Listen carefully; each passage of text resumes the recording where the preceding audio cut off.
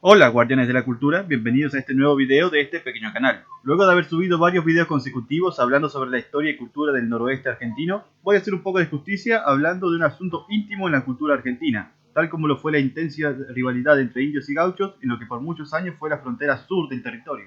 Aquella línea de fortines que separaba la barbarie de la civilización y que fue testigo de las más cruentas batallas entre indios y gauchos. Pero cabe preguntarnos, ¿quiénes eran estos grupos tan protagónicos de la frontera sur? ¿Por qué se odiaban tanto? ¿Y se odiaban realmente o eran paisanos comunes empujados al combate entre sí por los acontecimientos? Estas preguntas y muchas otras serán respondidas a continuación, así que sin más que decir, yo soy el Cacique y estoy a punto de contarles cómo fue la rivalidad entre indios y gauchos.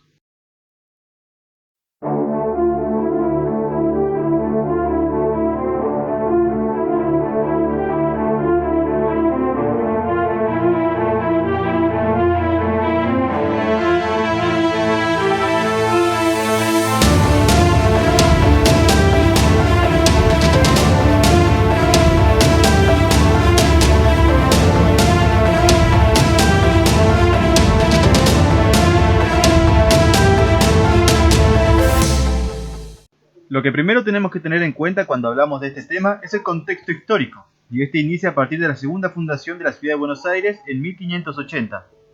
Esto significó la instalación permanente y definitiva de españoles en el territorio antes habitado únicamente por pueblos nómadas de la Pampa Húmeda, particularmente querandíes y huanaquén, los cuales, al igual que los demás pueblos del continente americano, recibieron el inapropiado mote de indios. Y estos en particular, ya que vivían en la Pampa, un territorio que se caracterizaba por su falta de accidentes geográficos, recibieron el mote de indios Pampa, los cuales años antes habían destruido la primera ciudad de Buenos Aires, lo que no solo significó la retirada de los españoles del territorio, sino la introducción de caballos, vacas y ovejas dejadas por ellos, lo que produjo rápidamente la transformación del modo de vida de los pueblos de la Pampa, la cual pasó a ser no solo cazador y recolector, sino ahora ecuestre y ganadera, dando origen al indio que conocemos, aquel hombre indómito que recorría la pampa a caballo llevando su ganado donde sea que iba, y que combatía ferozmente con lanza, boleadora y a veces hasta con armas de fuego robadas de los españoles, dándole el justo título de amo y señor de la pampa.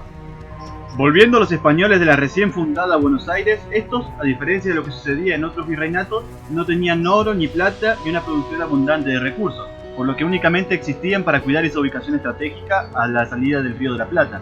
Esto provocó que fuera dejada de lado muchas veces y fueran muy pocos los recursos que llegaban de Europa. Esto hizo que, a diferencia de otras ciudades como Lima en el Perú o Ciudad de México en Nueva España, que gracias a la entrada constante de productos europeos influenciaron culturalmente a los pueblos de su alrededor, Buenos Aires, al no tener estos recursos, dejó que los pueblos de alrededor la influenciaran culturalmente a ella, debido a que compensó la falta de producto europeo con producto indígena que ingresaba a la ciudad vía comercio.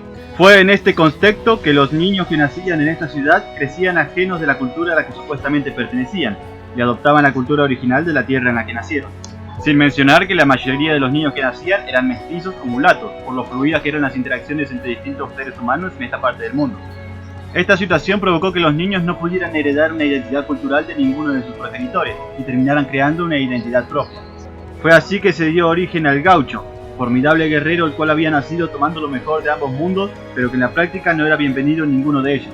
Los hispanos los consideraban tan o más salvajes que los propios nativos con los que luchaban, mientras que estos los veían aún más peligrosos que los mismos hispanos por la ferocidad sanguinaria con la que luchaban. Un dato curioso es que al otro lado del Río de la Plata pronto también se fundaría la ciudad de Montevideo, la cual tuvo prácticamente los mismos resultados al mezclarse con los pueblos charrúa que estaban en el actual Uruguay, los cuales culturalmente eran muy similares a los querandíes y huanaquén que estaban de este lado del río, por lo que el nacimiento de los gauchos se dio de igual manera en aquel lado. Y esto es lo que explica que la cultura gaucha esté tan extendida no solo por Argentina, sino también por Uruguay y sur del Brasil. No es que un país se haya copiado del otro, sino que la cultura gaucha nació de igual manera en los tres países. Otro dato curioso es que la palabra gaucho puede venir del quechua guaucho, el cual puede traducirse como solitario o huérfano. Ahora paso a compartir los escritos de Samuel Haidt y Benjamín Vicuna Maqueña, escritores que vivieron en esa época y atestiguaron los hechos.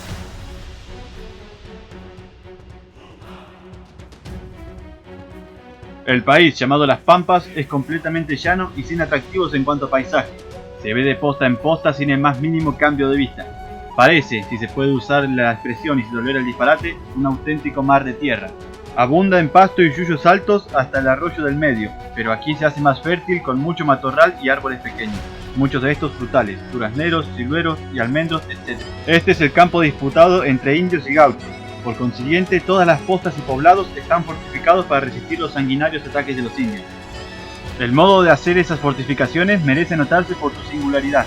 Se plantan juntas tunas que crecen de 25 a 30 pies de alto formando un círculo, y dentro de este recinto se guarecen los habitantes del rancho.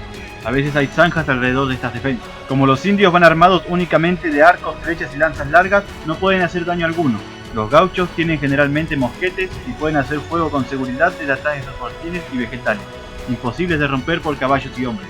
Se me ha dicho que los indios a veces se acercan jineteando a las zanjas, profiriendo alaridos de guerra y cabroleando en son de burla con destreza fantástica. Los caballos indígenas se consideran los mejores del país por ser más ricos los pastos del sur. Los indios también los cuidan más que los gauchos. Nunca montan en yegua que se haya sido reservada para la cría o el alimento, del cual suministran la mejor provisión posible a sus dueños salvajes, pues galopan junto con ellos a todos los malones, y de este modo siempre pueden sorprender a los cristianos por la rapidez de sus marchas y no sufrir inanición alguna. Además, como se presentan en cantidad y prefieren la sorpresa nocturna, generalmente consiguen su objetivo, y con frecuencia en una sola noche destruyen toda la población y a sus habitantes. Matan a todos los hombres y ancianos, y se llevan consigo a las jóvenes que tienen la suerte de agradar a las fantasías de algunos indios, y a los niños, los cuales podrían servirle para intercambio de rehenes si alguno de los suyos es capturado. También se llevan los caballos y animales de los corrales, y dejan los ranchos incendiados. Los gauchos cuentan historias terribles de las atrocidades cometidas por sus salvajes vecinos, bien evidenciadas por las ruinas negras de ranchos en esta parte del país. Sin embargo, las dos tribus están en general al mismo nivel, pues los gauchos invariablemente degüellan a los indios que caen en sus manos.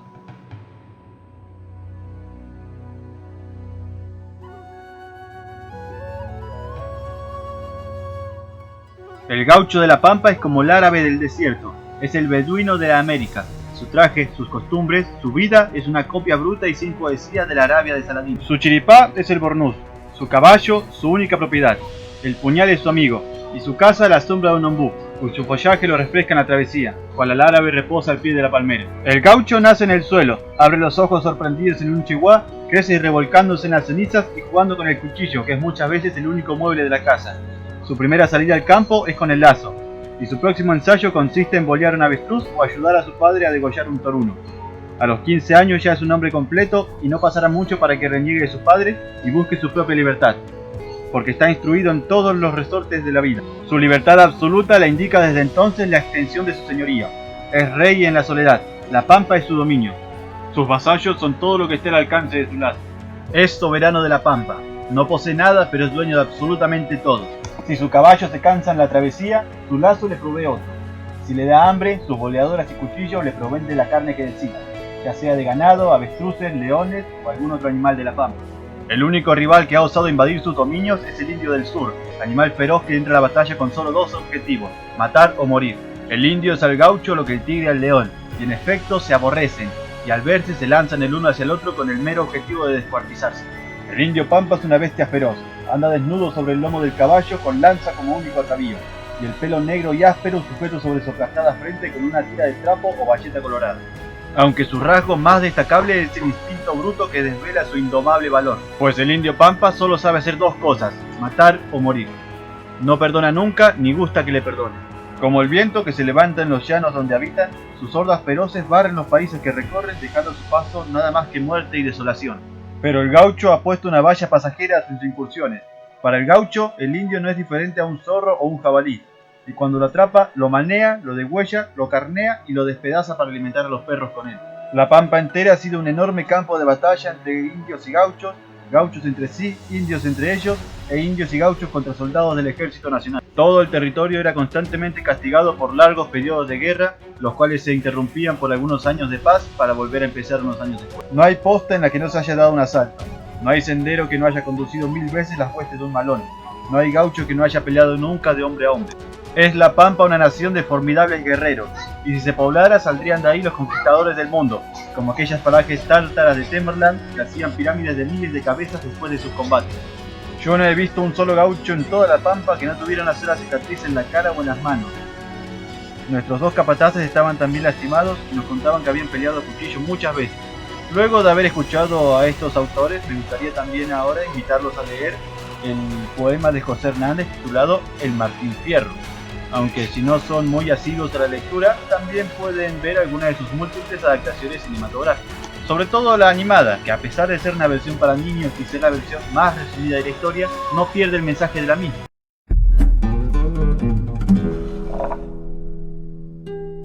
¿Cómo es que te llamas? Martín Fierro.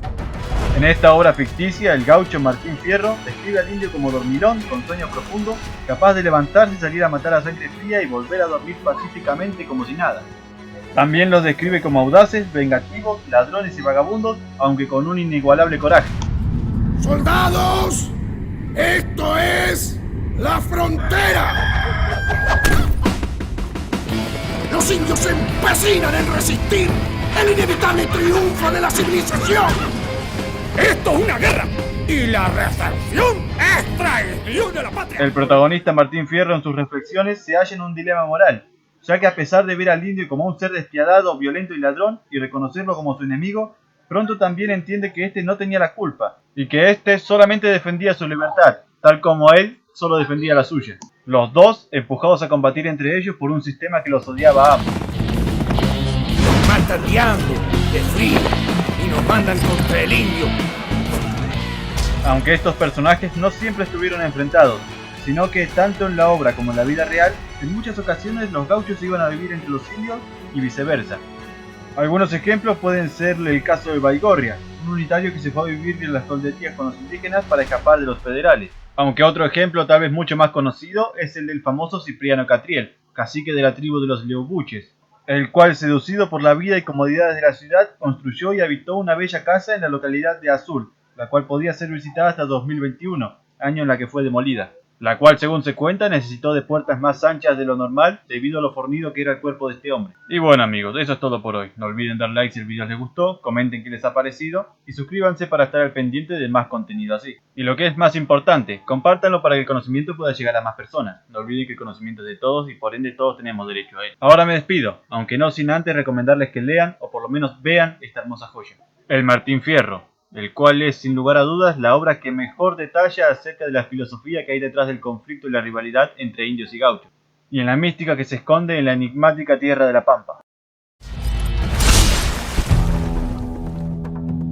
Perdió su rancho, le quitaron su hacienda. ¿Y qué podemos esperar?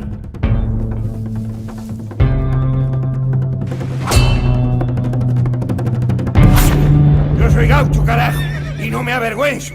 La Pampa es tierra para vivir con dignidad, pero para eso hay que tener coraje.